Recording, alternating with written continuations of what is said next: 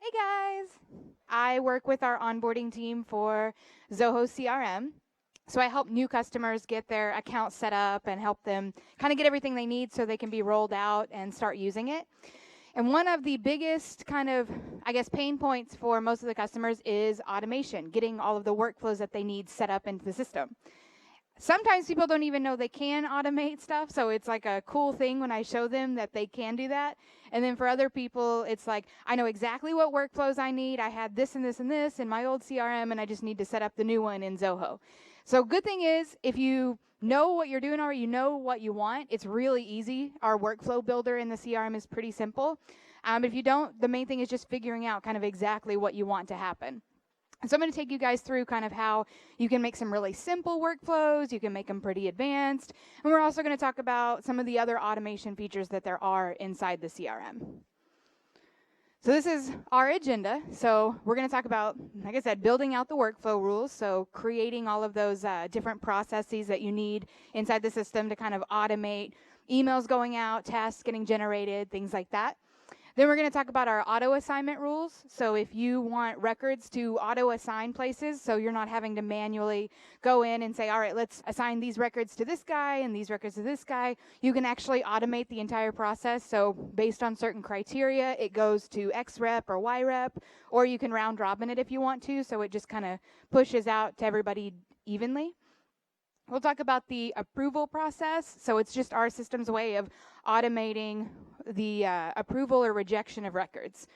So if you need to say, like, I only want this record to enter the system if I've had a chance to look at it first and can vet and determine if it's real. And then finally, we'll end with macros. So macros are very similar to workflows in the sense of what they can do in the CRM, but they're not automated. So it just kind of is a way to manually make all of the steps of a workflow take place. Some people are confused about the difference between the two, so when we get to that section, I'll try my best to make it clear and help you out. All right, start off with building out workflow rules. And the first thing I just kind of want to, preface this with is getting a good idea of what automation in the CRM is. So what is automation? In the simplest terms, you want to think of it as if this, then that, right? So just think of it just in everyday life. If you haven't had anything to eat yet, if you didn't get a chance to eat lunch, then you're probably hungry. If you ate too much at lunch, then you might have a tummy ache. If the Spice Girls ever have another reunion, then I would be really happy. Things like that.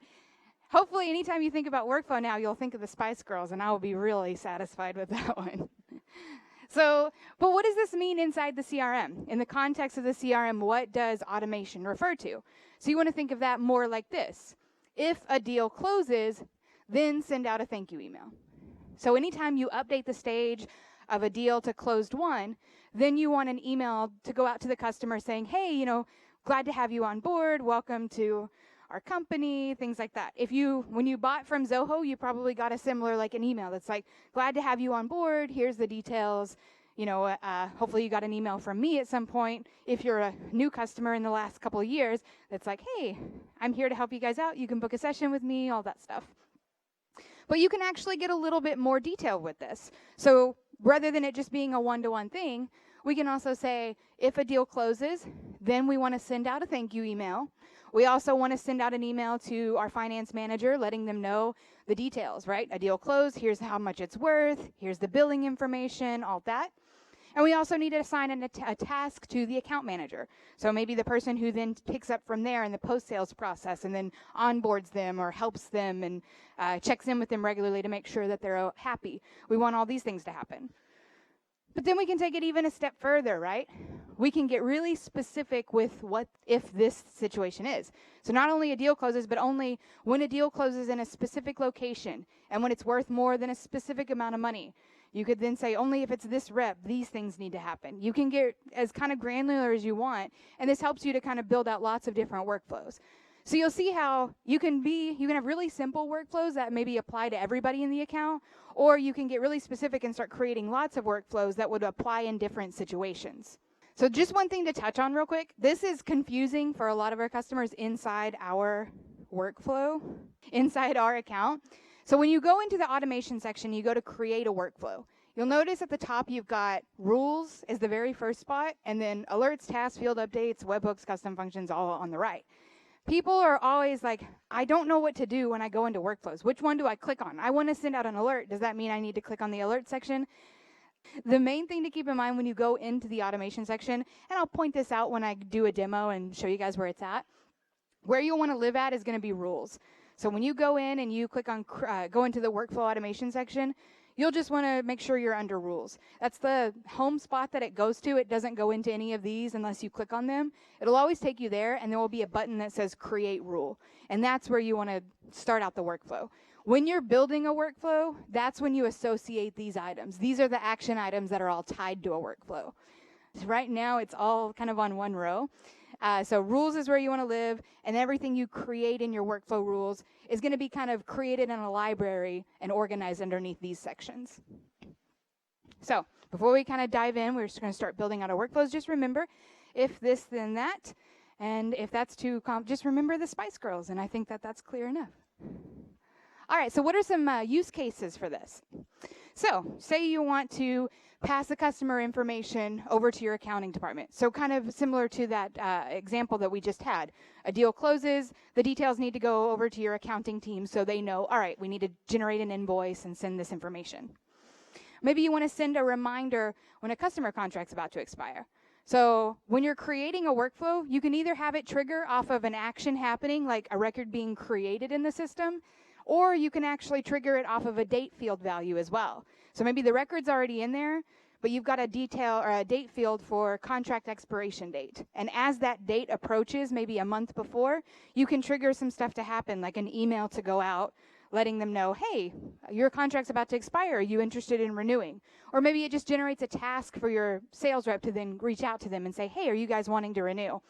Another really good example of this is birthday reminders. A lot of people want to have some sort of reminder go out on somebody's birthday, or not reminder, sorry, an email go out on somebody's birthday that says, hey, happy birthday, just wanted to say thanks for being our customer, or something like that. Or maybe it offers a discount coupon, something. So these are some things that's an example of another way you can use a date field value.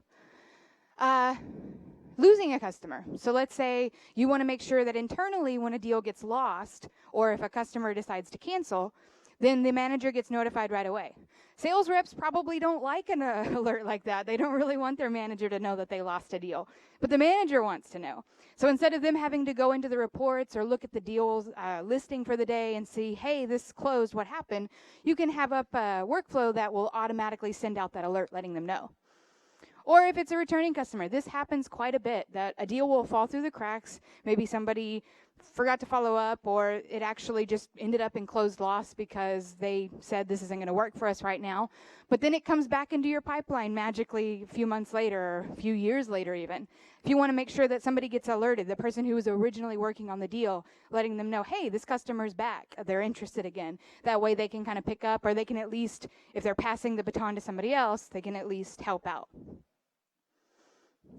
All right, so in our workflows, these are the basic workflow actions that we have that you can associate with a workflow. So when you create a workflow, you can either have an email get triggered to go out. This can be internally to your users. It can be to a particular lead or contact that you have in the system, or it can be to an outside person. So if maybe you've got somebody that's an overseer in your company, they don't have access to your CRM, because they don't need to. Maybe they're like the CEO and they're too busy to go into the CRM and they don't need a license, but they want to get notified of things being like big deals being created. You could set up a workflow that makes sure that they get alerted too when something like that happens. It's just their email address that gets sent to. You can also have it create a task. This is probably the most common workflow action that most people want. They want to be able to have a follow-up task generated when like a lead is added into the system. And another follow-up task generated as soon as they close that follow-up task. So tasks are probably your biggest workflow action that you'll have in there. Have a field update. So a good example of this is a lot of times customers will say whenever a deal closes, they've got a field over in contacts that's called contact status. And that just makes sure they update that to say that they're a customer now. So the deal stage closes, let's update a field over in the related contact that says they're now a customer. That's a good example that just helps you then filter out your contacts based on whether or not they're actually a customer or they're still in your in your pipeline. And instead of having to go back to the contact and manually do that, you can actually do that with a workflow. And then these get a little bit more advanced and tricky. So you can also have a workflow trigger a webhook. So a good example of this is sometimes maybe when that deal closes, an email is not enough. You also want a text message to go out. If you're using some sort of texting service, you can build a webhook that will say, hey, trigger to call that text message and go out whenever the deal gets marked to closed won. That text message goes out to like the manager or something, letting them, hey, we want a big deal. So that's a way that you could use a webhook. Custom functions, it can be really complicated, so definitely just keep in mind, like, if it seems overwhelming, that's okay. As long as you can get an idea, this is what you could do with custom functions, that's kind of the starting point, and then our team can help you with actually building those functions out. But a good example of a custom function is basically you're making the system work in a way that it wasn't originally designed to work. It's probably the easiest way I can say it. So a lot of times a custom function request that I get is like, hey, I've got fields on the contact record that I want to show up on the account record. So the related contact is connected to the account, but certain fields don't show up on the accounts by default. You can create a custom function that'll just make sure to push that data over so that you can see some of that same data in both places. Or maybe you close a lot of deals with an account and you have a field on the account record that says, like total sales. And you just want the value of each of those deals to kind of tally up onto that field. That's another example of a custom function that can be built in the system. And then finally, our time-based actions. So this is basically the exact same of everything else, except you can make it happen at a period in the future. So maybe you want to trigger a task for somebody to check in with them. You want to send out an email, but you don't want it to happen right away. You want it to be a week from now. So you can set up a time-based action that says, as soon as a lead gets added in the system, I want an email to go out introducing themselves, saying, hey, I'm your account manager. I'm here to help you out. And you want a task to follow up in 3 days. And then 10 days later, you want another email to go out to check in and see how things are going. An example in ours that you guys might be familiar with is when you were evaluating Zoho CRM, you probably remember as soon as you signed up, we sent you an email like, hey, welcome to Zoho. I'm your account manager. I'm here to help you, whatever. And then 7 days later, hey, your trial's halfway over. Just wanted to check in and see if you need anything. 14 days, hey, your trial's about to expire. Like, we send out a lot of emails like that. So all of that's done inside our CRM with time-based actions. All right, so for this, I'm going to go through an exercise or kind of a demo in our system of showing you guys how you can do each of these things. I would invite you guys to follow along with me. You don't have to think of it like a workshop, like you have to do it, but it can help if you're wanting to learn how to build things out. I'll try to go slow so that I don't speed through it and you guys can follow along if you want to. All right, so we're going to walk through creating a new workflow rule in the system, and we're going to define the trigger, the criteria, and all of that so I can show you guys how you would set this up. So we'll go into the setup icon in the top right corner and then choose setup. And then under automation, you're going to click on that first option for workflow rules. So you can see here I've got a bunch of workflow rules in place. Also that item I mentioned, the rules at the top, see how it can be kind of confusing. People are like, where do I go? If you click on alerts, this is just showing you a list of alerts, but you can't really create a rule that would make these alerts happen. So this is just a gallery of everything you've created so far. So I come in here, I click on create rule, and then I can choose the module that I want to make this for. So I'm going to make a really simple workflow rule that a lot of people want. Just basically anytime a lead gets added into the system, I want to make sure that there's a follow-up task generated to check in with them within 3 days. And I want to send an email out, right away, just introducing myself. So we'll just make this for leads, and we're just going to call this, new lead intro. You can call it whatever. This is all internal, what you name it. You can add a description if you want to, and then hit next. All right, so you'll see it kind of brings up this workflow builder, and you're able to say, when do you want to execute this? So for this workflow, we would do this on a record action. This is whenever a record gets created inside leads. But remember that one I talked about where you could do off of a birth date or a contract expiration, then that's when you'd want to use the date time value. So we'll select on a record action, and we want to leave this as create. You'll see these other options in here for edit, creator edit, field update. These are other ways that you can trigger a workflow happening inside the system. So it doesn't always have to be whenever a new lead is created or a new deal is created. It can also be maybe when the stage of a deal is updated to closed. That's when the workflow needs to trigger. Or maybe when somebody's deleting records. If you give permission to your team to delete records, then you want to have a workflow like this in place. Because ideally, there's no reason for them to ever be deleting anything from your system.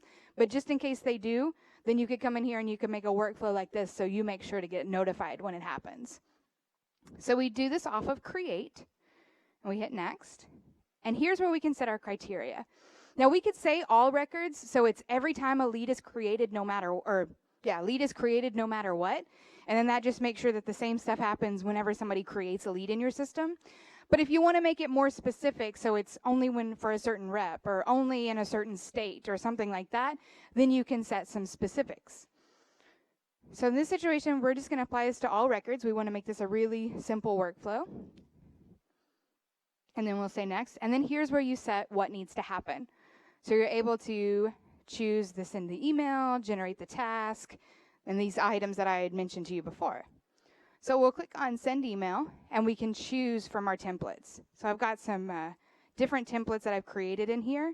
If you don't have any templates created, that means that you can just create a new one. So you could just click on this new alert button, and it would bring up the template editor for you to set that up. If you've got some already in the system, you can just choose from it. So I'll just do new lead, select, and then associate. And then if I want to make sure that somebody follows up with them in a couple days, I can click on this little button here, and then I can do the same thing. I just select an action to happen. So I've got, I'm just going to do a new one for this situation. I'll do new task. I'll just be like new lead follow-up. And I want to say this is due within 3 days. By default, you don't want the status to be completed. I don't know why. It's always like that when you're creating workflows, but just be mindful. You'll want to change that to default to be not started. You can leave your priority or set that as you like. The assign to, if you leave this blank, it'll just make sure to assign to whoever created the lead. That's probably what you want. The person creating the lead is most likely the sales rep. But if it's not, then you just want to make sure to set this to be specific to who it needs to be. And then you can even have them get a reminder too. So the task gets generated in the system. If they're a good sales rep, they're probably looking at their to-do list for the day, and they've got a list of tasks that they need to complete, and this would be on that list. But maybe they're not, or maybe they just need a little notification on it. So you can set this remind assignee option, and then you can make sure to just set this so that they get a reminder. So we'll say same day as due date. Maybe it should come in around 9 o'clock. And then you can do it through email or through pop-up, either one, and then just save and associate. So you'll see that it's kind of got this in there for any new leads that get added in the system.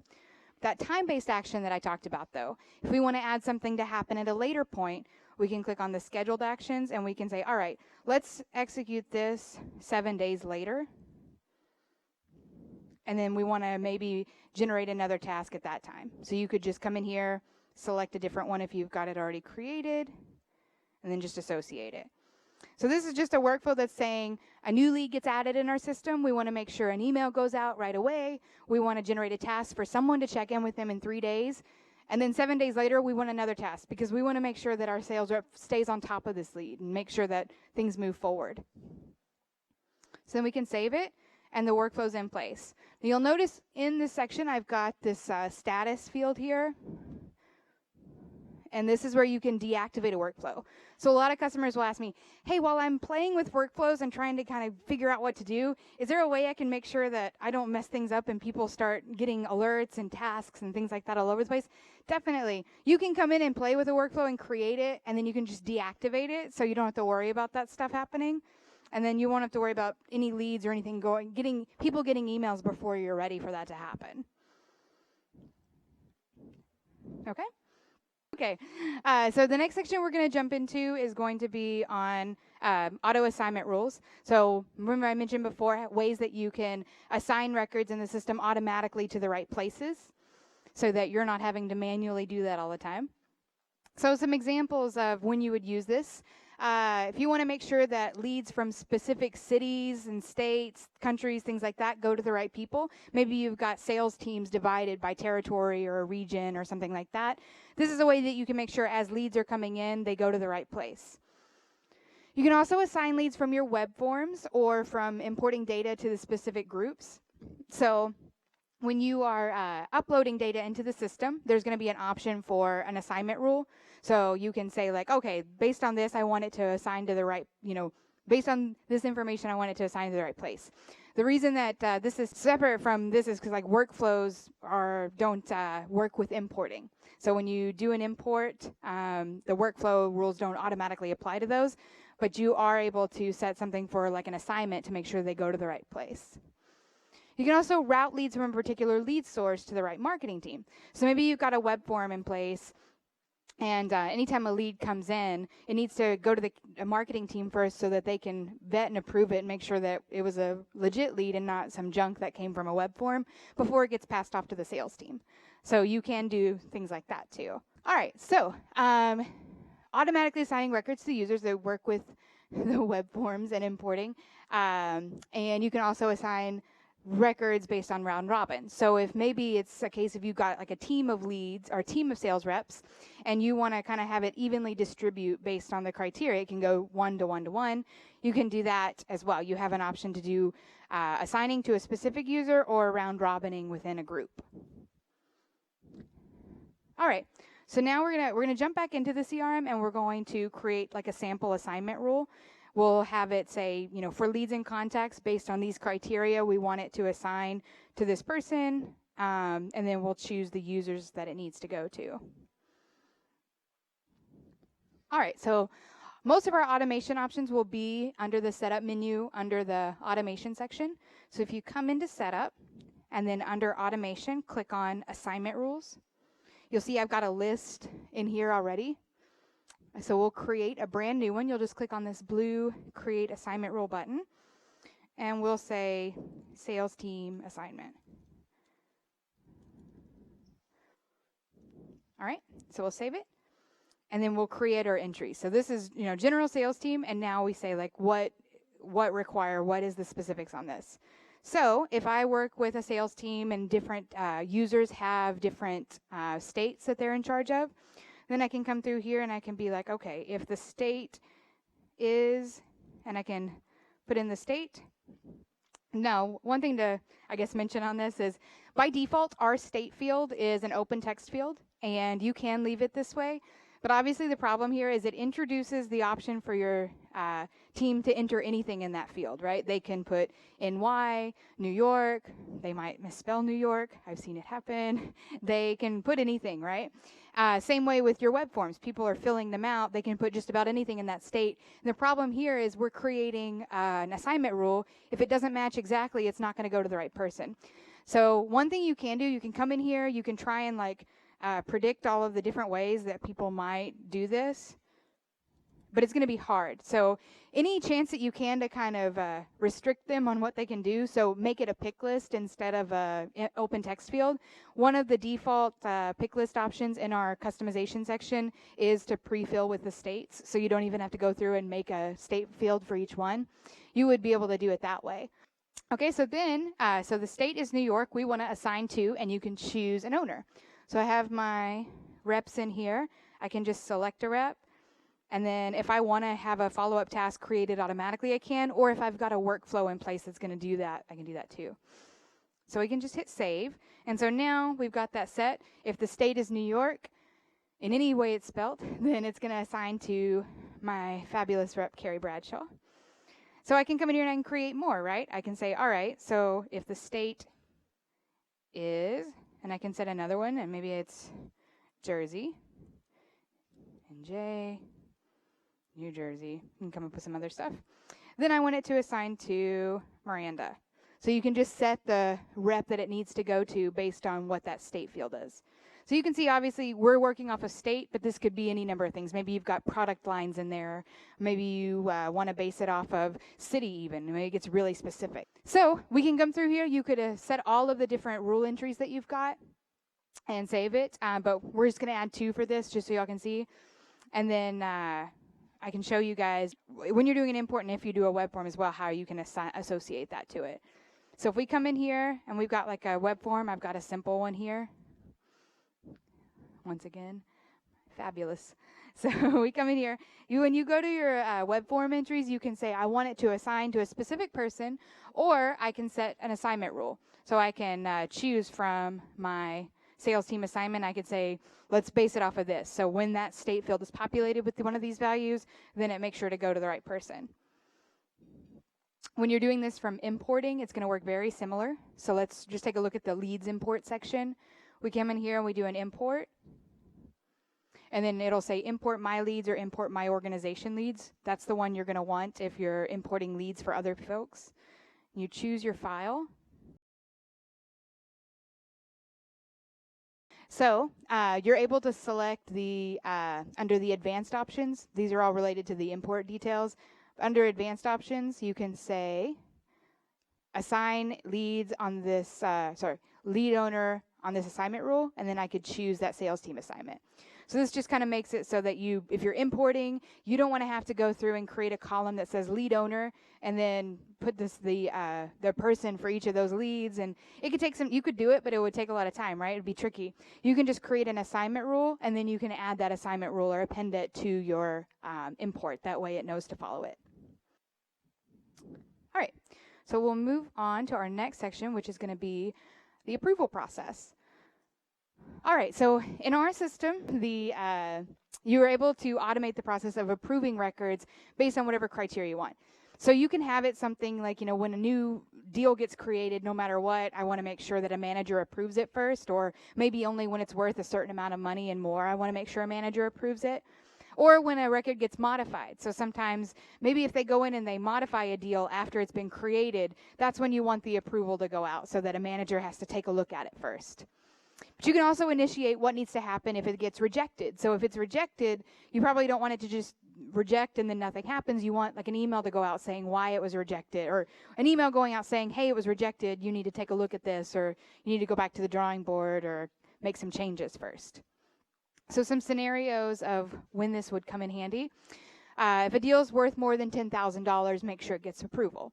So you might be thinking like, why does it necessarily need approval? Like what would I do in that situation? Well, you probably want to just take a look at the record itself, take a look at the note trail. Sometimes reps might create a deal that's worth more than a lot of money just to make it look like their numbers are bigger than they are. Hopefully that's not happening, but in my time, I've seen quite a bit of sales reps doing things like that. So you just want to give it a way for maybe the manager goes in, takes a look at the email trail of what's happened, the notes, just to make sure it's legit, right? You can also do, this might also happen if a sales rep offers a discount. So maybe they created the deal initially, and then they went in and they made some changes later to the amount. They offered a discount and it went down. Sometimes that's something that the manager might want approval on. So they go in, they just take a look at it, and they can either approve or reject it. And then also if a rep sends out a quote, maybe the finance person needs to sign off before they approve it. So they send out the quote, or they create the quote record inside the CRM, and then immediately it'll send a note to the finance team so they can approve or reject that quote. And then once they approve it, then it gets added into the system fully. So we'll go back into our CRM account and we'll take a look at what this looks like. So we're going to create an assignment or a approval rule. We'll set the criteria. We'll set who's going to be the person who can approve that, and then what happens as well. So back into our test account under our setup icon, we'll choose setup. And then under automation, you'll see an option for approval process. And so we can come in here and we can add a new approval. And so we'll want to do this off of deals. That's usually deals and quotes are the ones that I see people do approvals for the most. You can certainly make it for any number of modules. You'll see all of your modules are in here to choose from. So we'll do deals and we'll just call it like big deal approval. Okay, and so we can add a description if we want, or we want to say when to execute. So whenever, we're going to do like whenever it's created. And so we want to set the criteria for this. We don't need to do it. Maybe we want to do it for every deal, but you can add no criteria, or we can say only when the amount is worth more than a certain amount. So if the amount is more than $10,000, that's when we want this approval to kick in. So you can create that. You're able to set who should approve.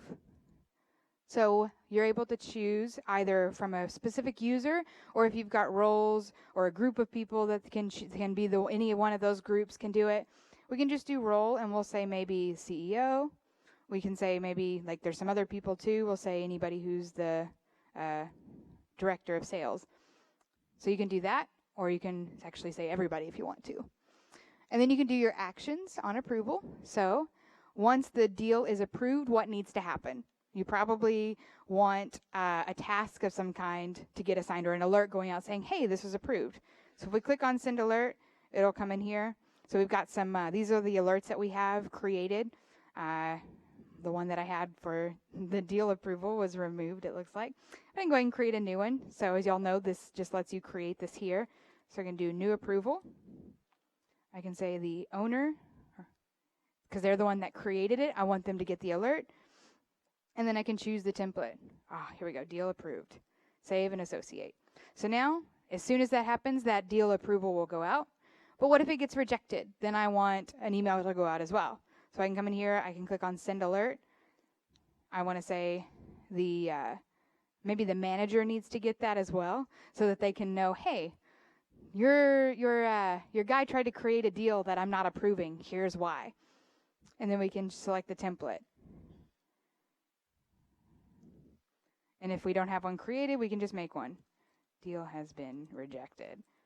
You probably want it to be a little bit more involved than that, but you can just create it that way. And then save.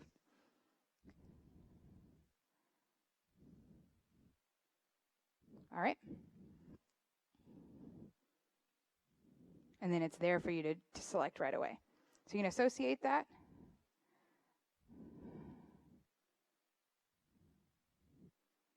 And then you can save it. So now this is in place, and I'll show you guys what this looks like. So when we go into deals and we try and create one that matches that criteria, that's worth more than $10,000, this way y'all can see when this happens. New deal, and let's say it's worth 15. We're going to try and close it by the end of the month. Maybe it's a negotiation. We can just save it. So you'll see here, as soon as we create it, it says waiting for your approval. Now, I created the deal, and I'm the one that's going to approve it, so this won't happen for a sales rep. But if I had set somebody else to be the one to approve it, then it would just say waiting for approval. So I can come in here as the manager. I can take a look at this. I'll get like a notification in my email that says, hey, this person's they've submitted a deal. You need to go in and take a look at it. I'll come in and I'll say, all right, I'm going to look. I'm going to see this deal's worth $15,000. I see absolutely no notes on it. I don't see where there's any email history. I haven't connected it to a contact, but even if I did, we're going to play and say there's nothing going on here. So it's a little bit fishy. So probably at that point, I would either decide if I need to approve it or reject it. If I'm the manager and the person who's going to go in, I just click on respond, and then it lets you add a comment and either approve it or delegate it or reject it. So in this situation, I don't know. There's no information. As the CEO, someone who's super busy, I probably don't want to deal with like having to investigate and find out, and I don't want to reject it right away because, they might have actually done some information. They just didn't do their due diligence thoroughly.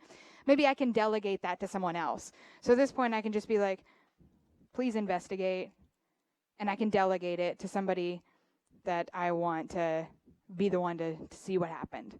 So you can do it that way. Then they can even go in. So now you'll see it says waiting for approval. Miranda can go in. She can do the investigation and find out. And then she can be like, no, this deal is junk. And then she can reject it. If she rejects it, it just removes from the system. If she approves it, then it'll no longer be locked. And just so you guys can see what this looks like, when a deal is pending approval. Oh, well. I took the removal process off there. When it's pending for approval, right in this section here, there will be a little lock beside it. So nobody can go in and continue updating fields on it. Nobody can do anything with it yet. It'll just be locked, so nobody can make any changes to it because it's not like a real deal yet. And it also won't enter your forecast or anything like that, too. We are now at the macros section. So like I mentioned before, sometimes people are a little bit confused about the difference between macros and workflows. And the reason is because they kind of do the same thing. A workflow basically lets you say, I want to send out this email, I want to generate this task, I want to update this field.